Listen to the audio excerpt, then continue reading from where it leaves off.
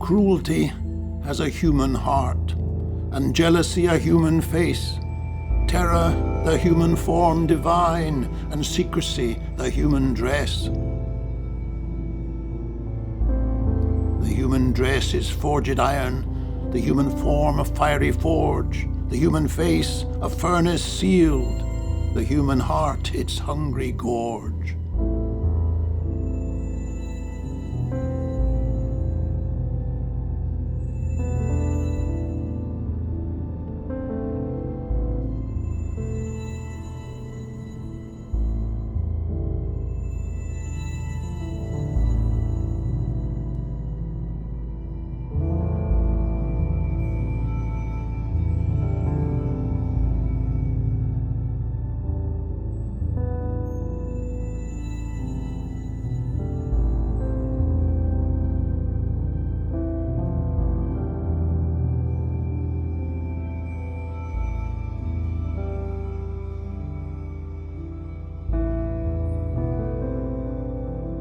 Civilizations and nations demand continual address of individual needs, social needs, and political structures.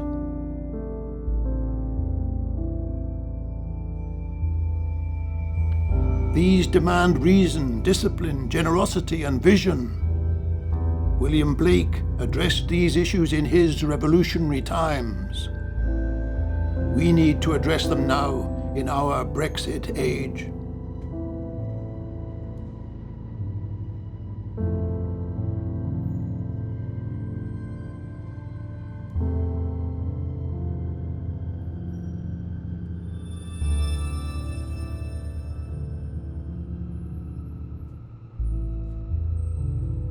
Britain has lost an empire but failed to find a role.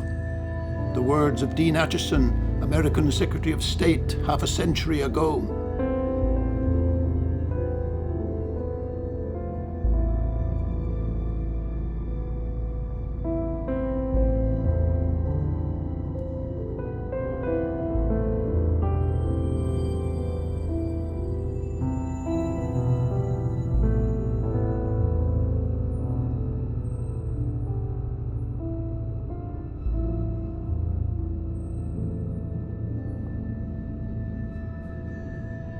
Today, that failure has generated anger, fears, and a sense of humiliation that has left many communities victims of what can only be called post-traumatic stress disorder.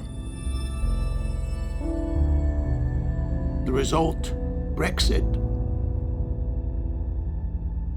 Politically, this has created a dangerous and perhaps terminal constitutional crisis. The nation is ill and suicidal.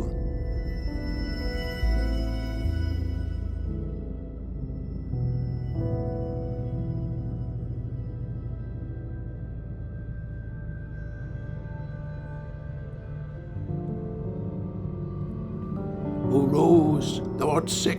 The invisible worm that flies in the night in the howling storm has found out thy bed of crimson joy, and his dark secret love does thy life destroy.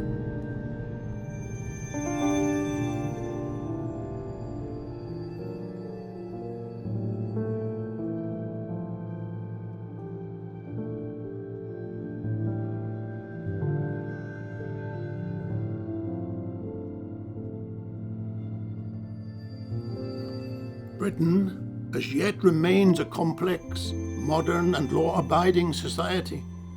But the social psychosis, now everywhere evident, has left a disparate population on a precipice, looks down on barbarism and war.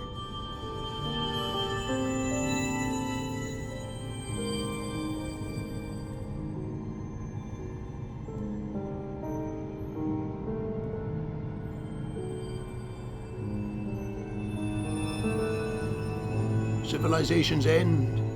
They already have.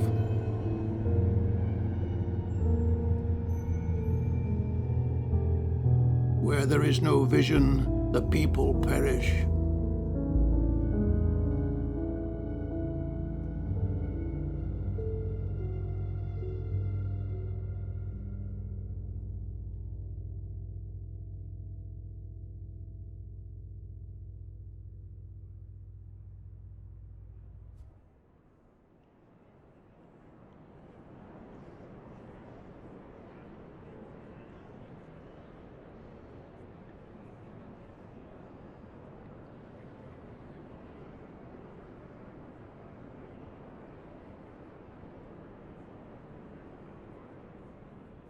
As the air to a bird, or the sea to a fish, so is contempt to the contemptible.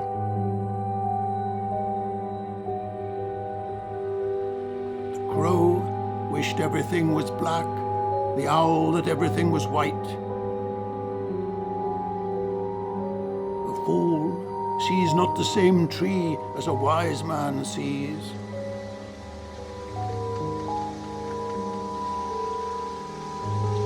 The sword swung on the barren heath, the sickle in the fruitful field. The sword, he sung a song of death, but could not make the sickle yield.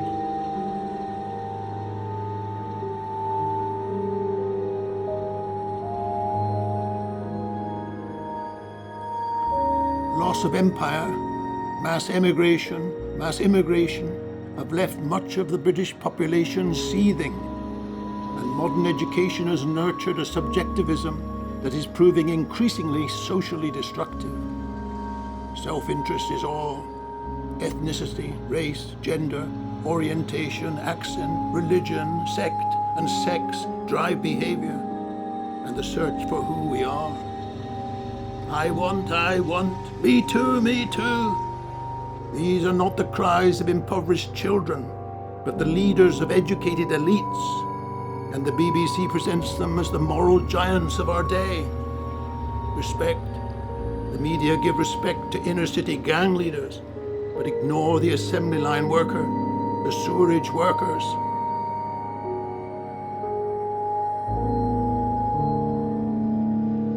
I met a man upon the road. He said his name was God. I killed him there and then walked on. But looking back, how I wish he had indeed been God, the fool.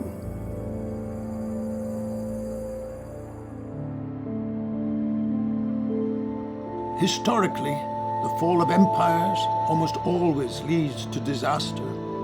Think of Egypt, Persia, Greece. Think of Rome, Byzantium, Spain, and the 1,000-year Reich. The European Union offered Britain a bold realignment in her post-imperial crisis.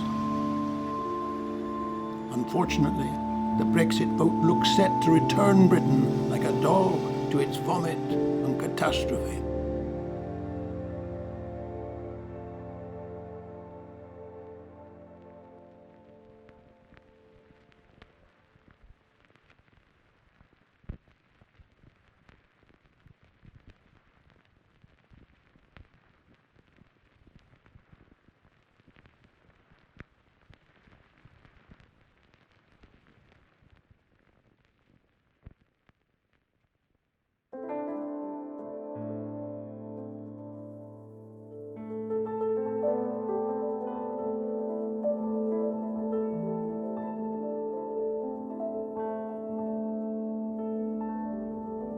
Brexit is an ugly word and a misnomer.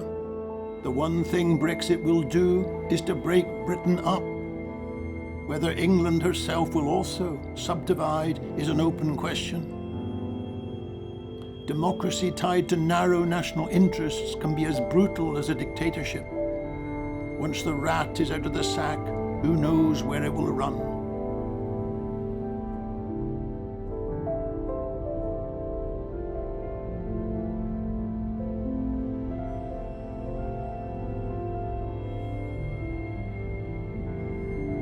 Turning and turning in the widening gyre, the falcon cannot hear the falconer. Things fall apart. The centre cannot hold. Mere anarchy is loosed upon the world. The blood-dimmed tide is loosed, and everywhere the ceremony of innocence is drowned. best lack all conviction, whilst the worst are full of passionate intensity.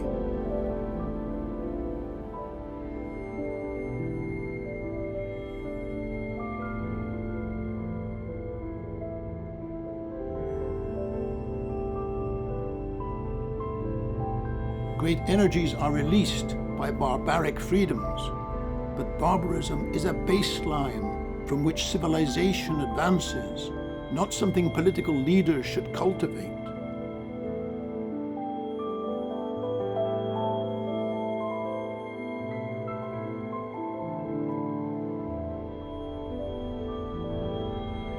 Shakespeare's King Lear, in dividing his kingdom in three, released barbarisms of exactly the kind Brexit is releasing.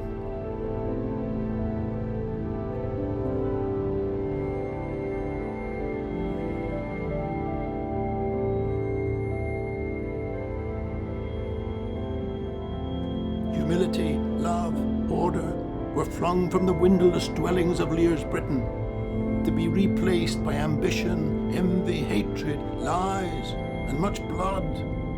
And France, it was, came to the rescue.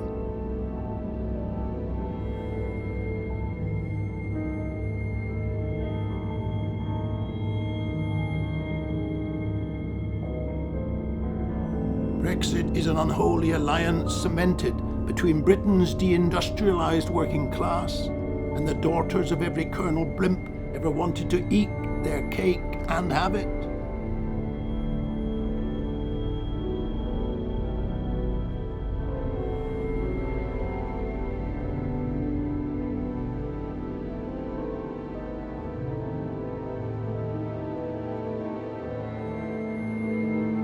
With Blake we ask, does the eagle know what is in the pit, or wilt thou go ask the mole?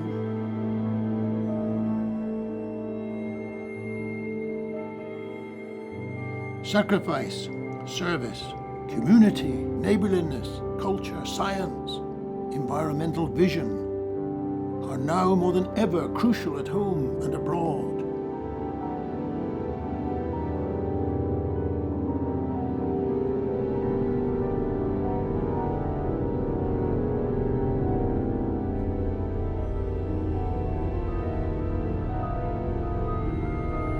Planet Earth is small and vulnerable to predatory mankind. Problems are better addressed internationally than by resentment, insecurity, and slack thought in small places.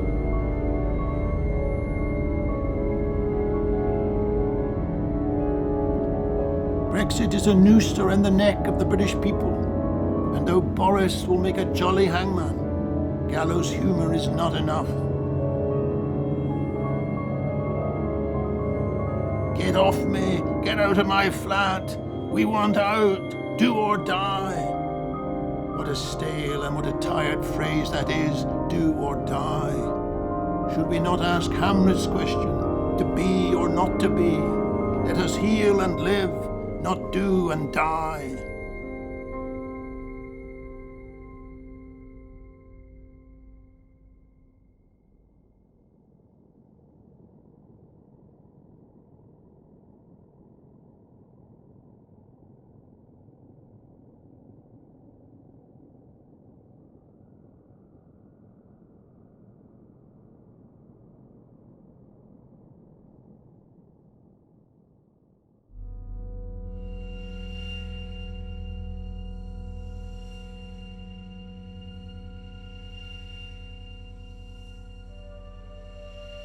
The consequence of Brexit will be war.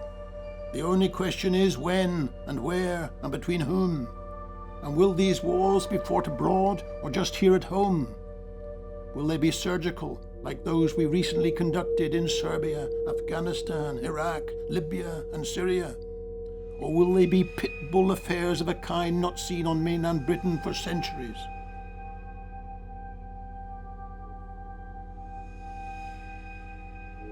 Think of Hastings, think of the harrying of the north, the White Rose and the Red, of Stamford Bridge, Drogheda, Sedgemoor, Culloden.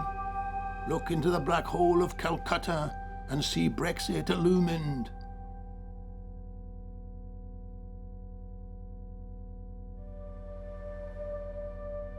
Think Jim will fix it and multiply 12,000 times. Think Mau Mau and divide. Family, street, stadium, village, tribe. Cut throats and divide everything divisible. Imagine the great cathedrals blown up and our art here once more recognized as the art of war.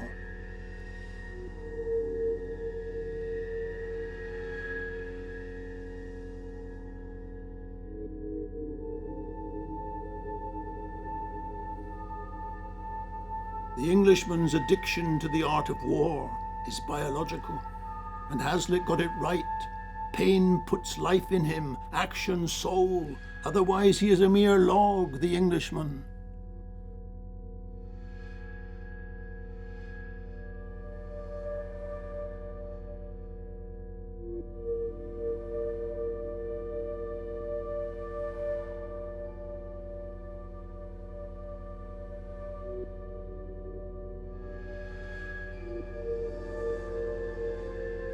Good for him, it might be said, but hard on all those axed and burned to meet the needs of these, nurtured from the egg, diabolical.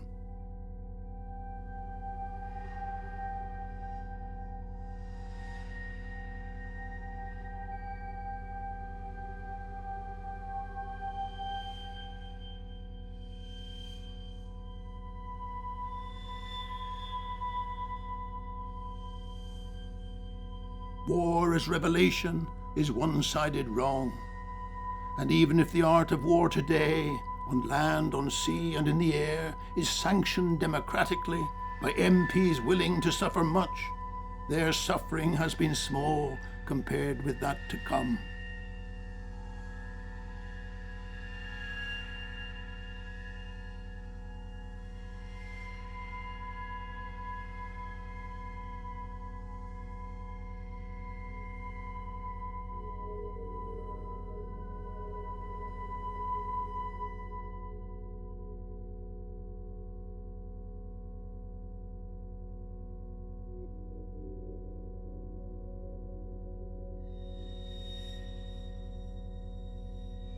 Yet, like Blake, we must understand the permanence of conflict and the fight to allay it.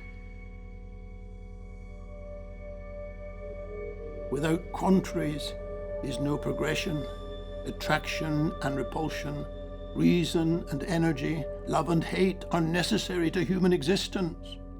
From these contraries spring what the religious call good and evil. Good is the passive that obeys reason. Evil is the active springing from energy. Good is heaven, evil is hell.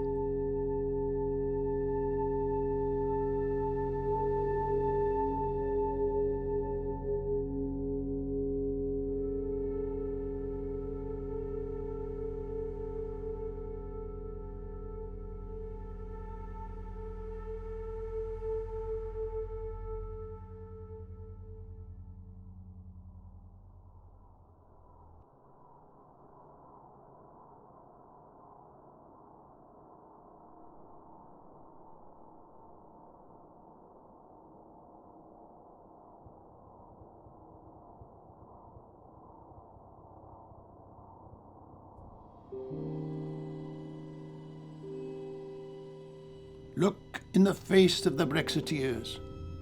Is there one amongst that un-English readership where the face sings clear with purity of mind? Look on those faces and despair.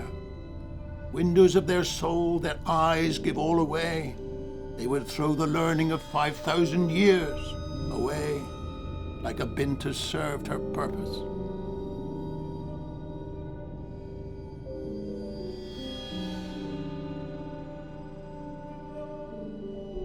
And think of the blow Brexit will strike against the English language. Shakespeare's influence, Harold Bloom writes, overwhelming on literature, has been even larger on life. There is nothing arbitrary in this supremacy. Its basis is only one of Shakespeare's gifts, the most mysterious and beautiful, a concourse of men and women unmatched in the rest of literature. Do we really wish to disinter his bones and release his curse and see English become the first language of just 5 million Europeans, the Irish?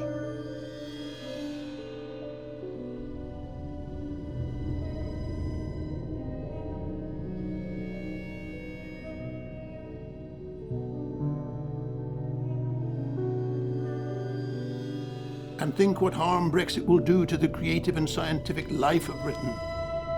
Think of Edward Jenner and Humphrey Davy, honoured by Napoleon, even when France and Britain were at war. Think of the poisons Brexit will sow in the field of the arts. Think of Giotto, Goya, Van Gogh. Think of the blind gougings of the post-Brexit knife. Think of Paris out of bounds like a whore, and England once again the capital of flagellation. Think of Purcell, Handel, of Turner, of the pan-national genius of Alan Turing, brought low because the SIS believed he might give his ideas to people beyond the national boundary.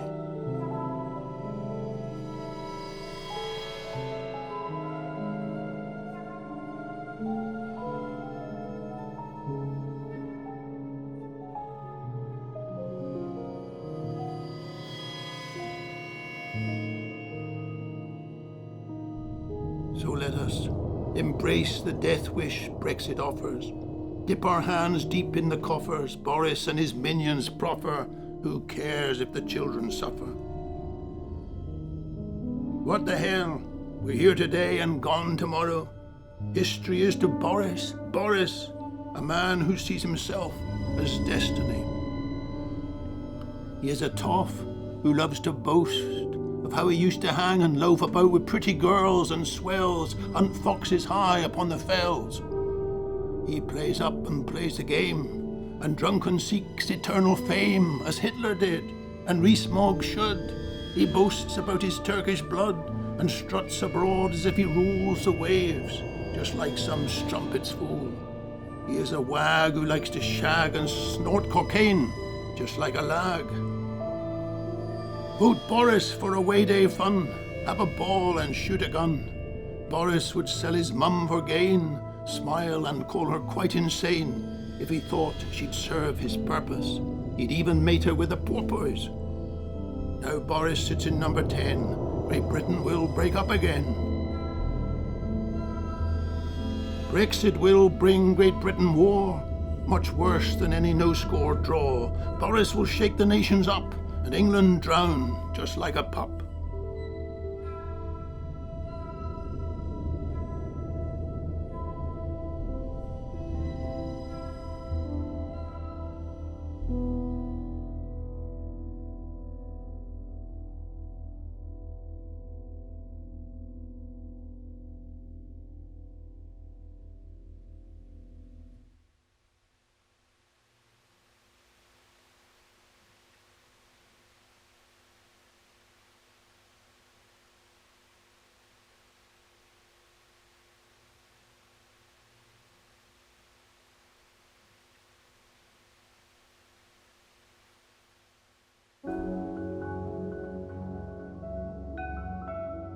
Head in sand, the ostrich thinks herself unseen and safe, immortal, invisible, God only wise. The ostrich, if it thinks at all, thinks the world is as it sees and wishes the world to be, not as it is. And Brexit Britain sees itself as the James Bond of nations, licensed, randy, and ever ready to cut loose.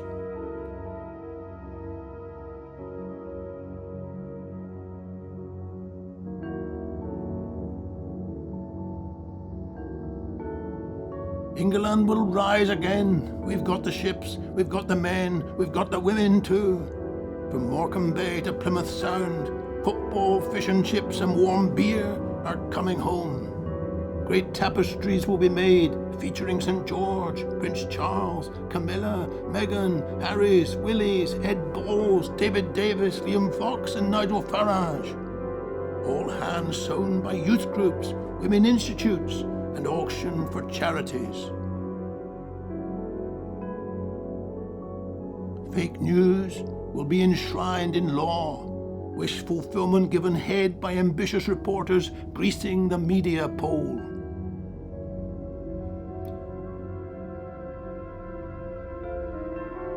When asked what in extremis the British people should choose, Europe or the sea, Churchill answered, the sea. Thus it is surprising that with Brexit the people have chosen not the sea, but self-abuse and solipsistic subjectivism as the way forward in their extremis.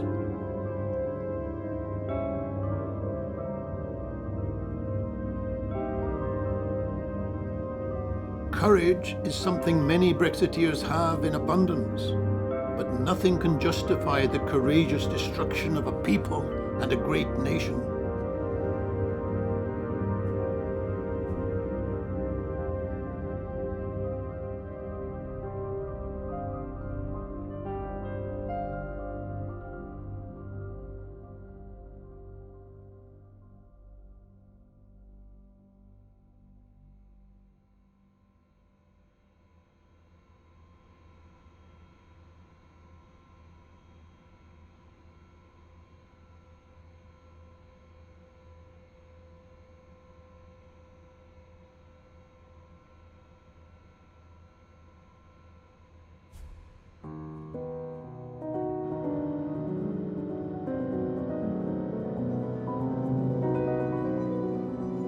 Never before has a major nation embarked on a dramatically new chapter in its history with less excitement, pleasure, vision or certitude than Britain in its Brexit state.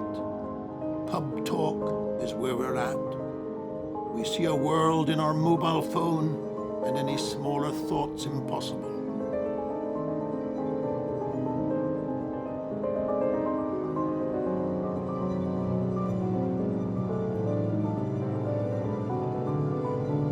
Revenge. Brexit is England's revenge on Scotland. They wanted out and voted in. So England went the whole hog just to show the Scots who runs this show and spite her face.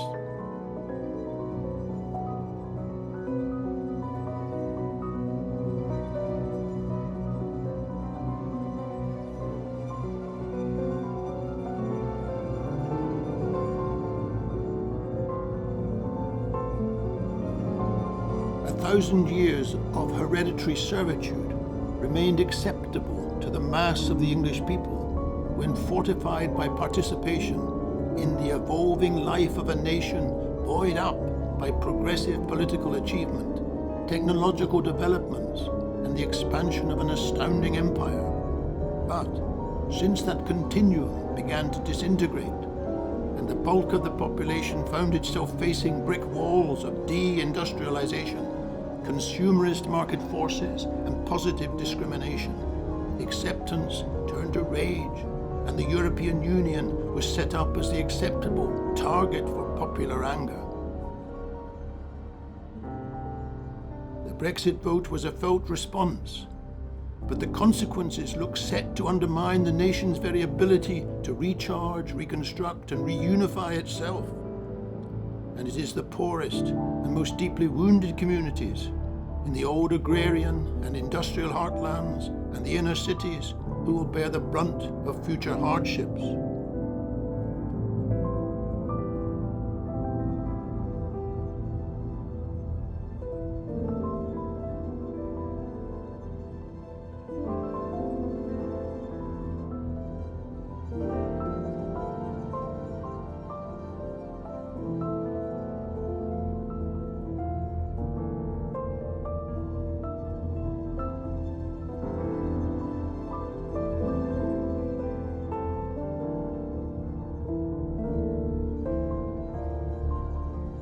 I wander through each charted street, near where the Tyne and Tees do flow, and mark in every face I meet marks of weakness, marks of woe. In every cry of every man, in every infant's cry of fear, in every voice, in every ban, the mind-forged manacles I hear. How the chimney sweepers cry, every blackening church appalls, and the hapless soldier's sigh runs in blood down palace walls. But most, through midnight streets I hear how the youthful harlot's curse blasts the newborn infant's tear and blights with plague the marriage hearse.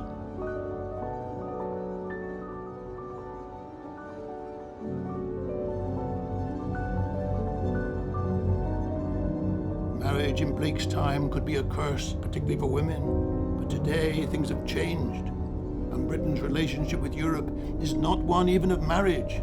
It is an open, evolving partnership, crucial to Britain and Europe's civilized future.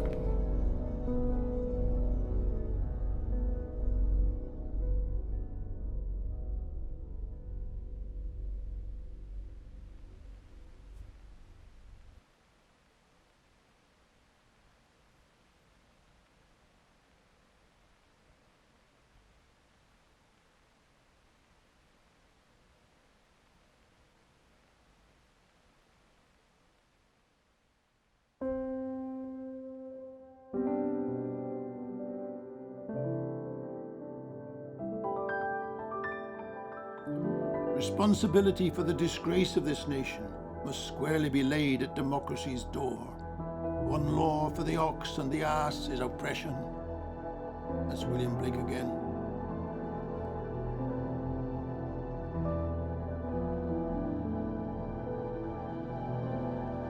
Demand for balance, propriety, correctness has silenced the churches, the universities, all those institutions once affirmed knowledge, the rights of the poor and freedom of speech, now sit on their hands, butts and arses, to call everyone, everything, everywhere equal. But we know one law for the ox and the ass is oppression, and the law is an ass, is an ass, is an ass, unless common sense controls the callow aggressive, unfettered by interest, fake news and hysteria plucked from the sky like confetti. With reason hijacked and wisdom reduced to a media show, the nation lies bleeding, a shot pigeon in snow. One with our neighbours, at peace with the world, Britons with courage must ease back from the cliff. Empire shall be no more. The wolf and the lion shall cease.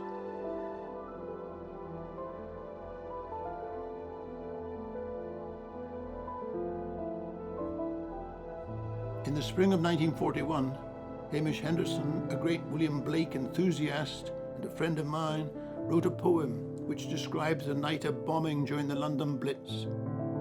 His words speak of that historic moment and to our equally dangerous times.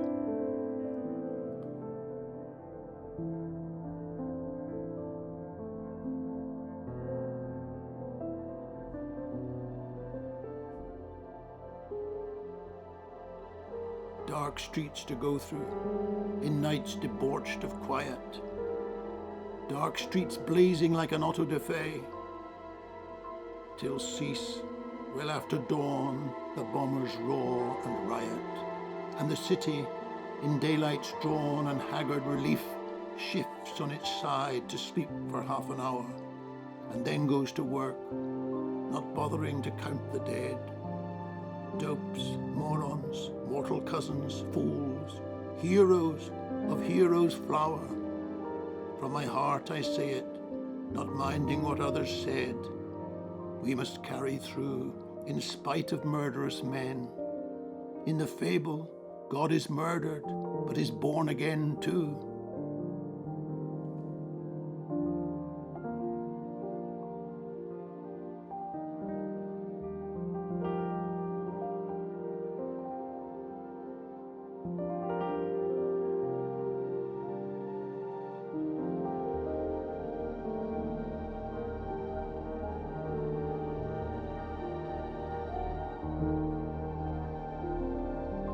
Later in North Africa, Hamish Henderson wrote of how important it was to endure and repel the last great assault on Britain's national future.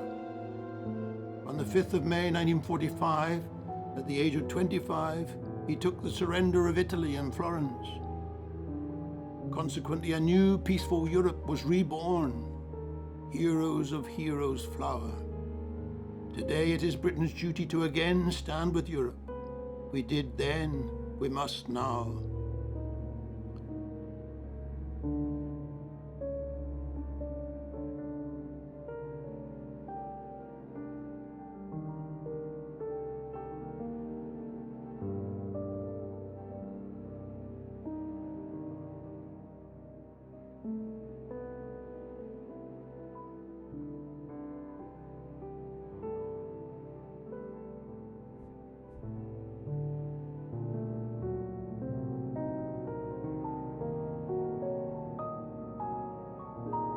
The sons of man grow and go down in pain.